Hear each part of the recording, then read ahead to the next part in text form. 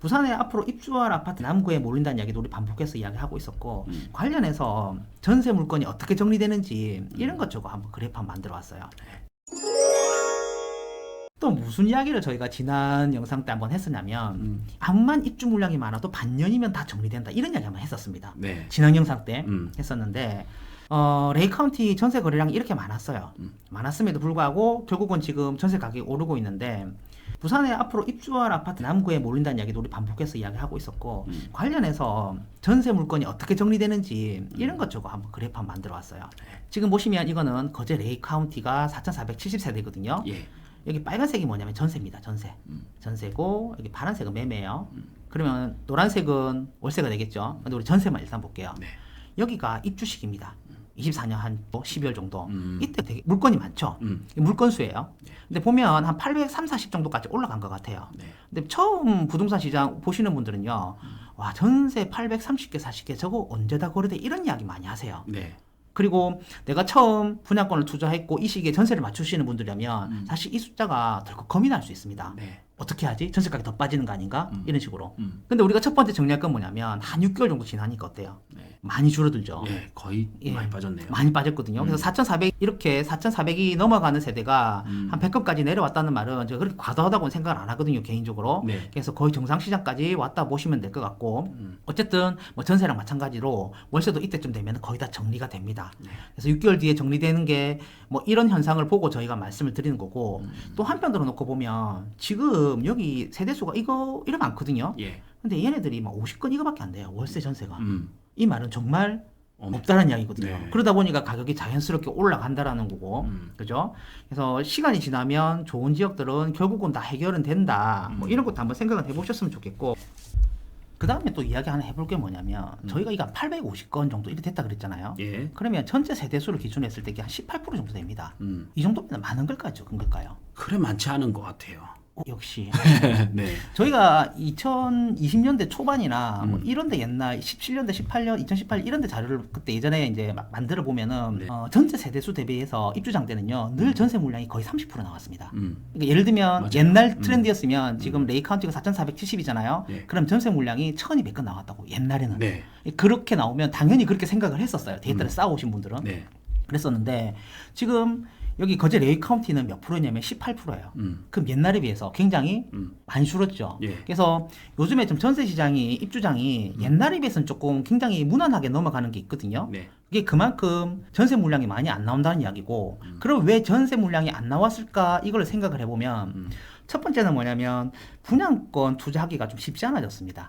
세금 문제 일단 많이 걸리고 그렇죠. 옛날에는 방송에서 이런 말 해도 되는지 모르겠는데 다운 계약을 너무 자연스럽게 썼는데 네. 요즘에는 그게 정말 쉽지 않고 네. 실제로 조사가 나오는 경우도 제법 있어요. 왕왕 네. 있어요. 예. 그러다 보니까 투자 수요가 전체적으로 들어오기 쉽지 않았고 그 다음에 옛날에 같은 경우에는 이 중도금 대출 보증 관련해서 제한이 별로 없었거든요. 네. 그러다 보니까 투자자들이 정말 들어오기 쉬웠는데 요즘엔 그런 부분 제한들 좀 있어요. 네. 그래서 어떤 느낌이냐면 이 입주장 시장이 좀 실거주자 시장으로 넘어간 느낌이 있어요. 네. 그만큼 실거주자들이 많이 분양을 청약을 하시고 또 매수를 하시고 그러다 보니까 나중 입주 시기가 되면 전반적으로 전세 물량이 작다. 이게 지금 제가 레이 카운티 하나를 말씀드리지만 요즘의 추세라고 보시면 될 것 같고 네. 그래서 이것도 저희가 데이터 하나만 보고 이야기하면 또 믿을 수 없으니까 네. 하나를 또 더 가져왔습니다. 뭘 가져왔냐면 우리가 이건 아까 거제 레이 카운티라고 말씀을 드렸어요. 예. 뒤에 하나 또 피크가 올라왔다가 빠지는 게 있죠. 얘는 동네야? 동래안은 이전에 아니고. 입주했고 네. 레미안 맞네, 맞네. 이 아파트는요 레미안 포레스티지입니다. 네. 온천 레미안 예, 포레스티지. 온천 레미안. 예. 온천 레미안이 얘네들의 세대수가 4,043인가 그랬거든요. 네. 보면 650, 60까지 올라갔거든요. 네. 여기는 한 16% 정도 올라갔습니다. 그러면 여기 18%보다는 조금 작죠. 네. 작더라도 어떻게 돼요? 투자 수요가 많이 안 왔기 때문에 옛날과는 다르게 전세 물량이 한 이 정도 수준에서 멈추고 만다. 그 다음에 또 한 6개월 지나면 어떻게 됩니까? 결국은 다 정리돼가지고 네. 전세 물량이 이제 바닥을 지금 기는 모습을 보이는데 이제 이런 여러 사례를 통해서 지금 시장 같은 경우에는 투자자보다는 분양권 시장이 실거주자로 많이 재편됐다라는 거고 사실 뭐 저희가 정부 정책에 대해서 이야기를 많이 하잖아요. 예. 안 잡으려고 안 잡는 건지 못 잡는 건지 모르지만 적어도 이걸 실거주 시장으로 재편한다는 면에서는 규제 부분에서는 조금 효과는 본 것 같아요. 이런 네. 데이터를 놓고 보면 네. 여담 삼아 조금 드리는 말씀이고 그 다음에 사실 제가 거제 레이카운티보다는 온천 레미안 전세 시장을 한번 만들어 보려고 그랬었어요. 근데 오늘 안 만들어 왔거든요. 네. 왜 안 만들어 왔냐면 온천 레미안 같은 경우는 전세 시장이 거의 안 만들어졌어요. 혹시 이때 이제 규제가 강해가지고 아마 부동산 시장 많이 관심 있는 분들은 아마 기억이 나실 텐데 조건부 전세 대출이 안 됐어요. 네. 조건부 전세 뭐 혹시 처음 부동산 시장 공부하시는 분들 계실 수도 있으니까 설명해드리면 조건부 전세는 어떤 조건이냐면은 그 분양자가 잔금을 칠 거 아닙니까? 입주시키게 네. 되면. 그래서 네. 잔금을 칠 때 세입자의 보증금을 받아서 잔금을 치는 조건을 말하는 거예요. 네. 이럴 경우에 그 세입자분이 전세 자금 대출이 안 되게 돼 있습니다.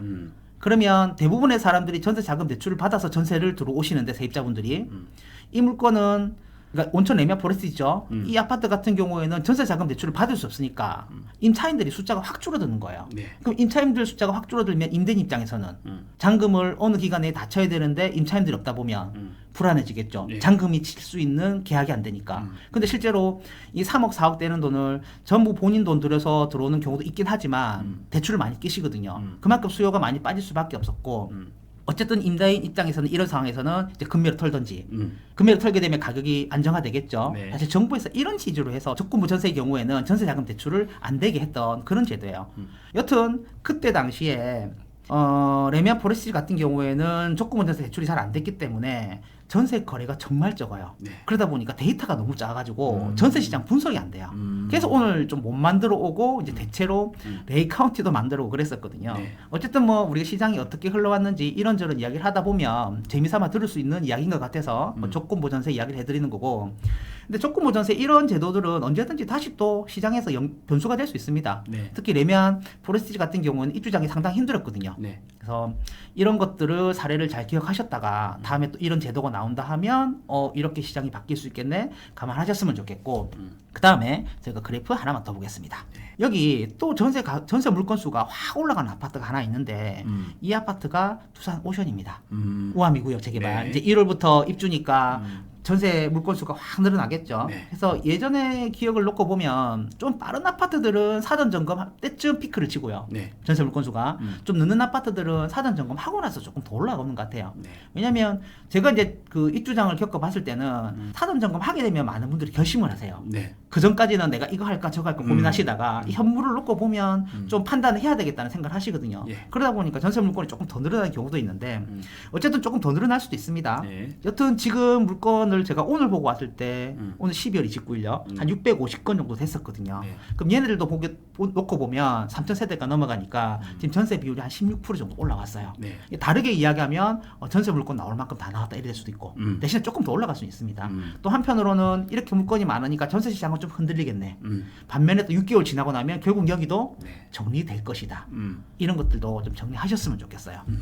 그래서 지금 저희가 동래구를 중심으로 해가지고 레이 카운티부터 시작해서 뭐 몇 개 아파트를 보고 연계해서 이제 남구 이야기까지 조금 입주 시장까지 이야기를 했습니다. 네. 지금은 저희가 온라인상으로만 구독자분들하고 만나봤는데 네. 이제 오프라인으로 만날 기회가 드디어 생겼습니다. 네. 저희가 지금 고대장님이랑 같이 이제 오프라인으로 좀 강의를 해보자고 이야기가 돼서 저희가 지금 강의를 준비하고 있어요. 많은 과목들이 있는데 일단 네. 처음 저희가 준비할 건 뭐냐면 아파트 주차 초보 탈출 클래스라는 과목으로 좀 네. 준비 중입니다. 그래서 아파트 시장에 이제 들어오고 싶으신 분들 또는 거래를 뭐 한두 번 해보긴 하셨지만 조금 이론적으로 체계적으로 하고 싶은 분들, 정리하고 싶은 분들, 특히 아파트 공부, 투자 공부 어떻게 해야 되는지 궁금하신 분들 이런 분들을 위한 내용을 좀 준비를 했거든요. 예. 그래서 그거는 1월 13일 날 네. 저희가 지금 신청을 받고 있고요. 그다음에 2주 지나서 제가 시장 전망, 26년 시장 전망을 할 계획입니다. 네. 지금 제가 여기 유튜브 상에서 말씀을 많이 드리는데 사실 유튜브 상에서 말씀 안 드린 내용들 상당히 많을 거예요. 많죠. 예, 그래서 제가 너무 이제 유튜브가 오픈된 공간이기 때문에 저도 좀 꽁꽁 숨겨놓는 데이터도 좀 있거든요. 네. 그런 걸 시장 전망에서 좀 풀 거고 그래서 어떻게 흘러갈지 예를 들면 이제 이런 분들이 있어요. 26년 시장이 불확실하다고 생각하셔서 어떻게 포지션을 취해야 되는지 고민하시는 분들 이런 분들 입장에서 확실한 기준을 이제 제가 생각하는 기준을 잡아드릴 거거든요. 그래서 26년 부산의 아파트 시장 그리고 시장 전망할 때 부산 중심으로 거의 다 이야기할 거예요. 소재도 거의 부산 이야기만 할 거고 그래서 그런 내용 관련해서 관심 있는 분들은 1월 24일에 또 강의 신청하시면 될 것 같아요. 네, 1월 27일 강의 신청은 어디서 하면 됩니까? 고정 댓글에 제가 남겨놓겠습니다. 예. 그러면 이제 초보자부터 차근차근 해야 되는 분들은 1월 13일에 초보 탈출 클래스, 그 다음에 26년에 내가 내 집 마련이나 또 2주택 투자자 분들은 1월 27일 요 강의 신청하시면 됩니다. 고정 댓글에 제가 남겨놓겠습니다.